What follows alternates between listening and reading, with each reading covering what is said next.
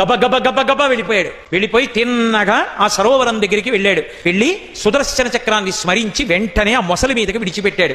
ఆఖరి ప్రాణంతో ఉన్నటువంటి ఆ ఏనుగు యొక్క కాలు కొరుకుతున్నటువంటి మొసలి యొక్క కంఠాన్ని సుదర్శన చక్రం తరిగేసింది.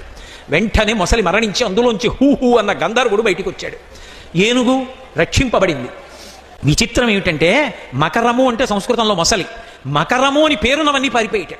ఎందుకంటే బాబోయ్ మకరాన్ని చంపింది సుదర్శనం, మకరం అన్న పేరుంటే మన్ని చంపుతుందేమోనని మకరం ఒకటి రవిజుచ్చను మకరము మరి ఒకటి ధనదు మాటునడాగెన్ మకరాలయమున తిరిగెడు మకరంబుల కూర్మరాజు మరుగున కరిగెన్. ద్వాదశరాశుల్లో మకర రాశి సూర్యభగవానుడి చాటు దాక్కుందిట. నవనిధులలో మకరనిధి కుబేరుడి వెనక్కెళ్ళి దాక్కుంది. సరోవరాల్లో ఉన్నటువంటి మొసళ్ళన్నీ కూడా ఆదికూర్మం వెనక్కెళ్ళి దాక్కున్నాయిట. మకరం అన్న పేరున్నవన్నీ భయపడిపోయాయి.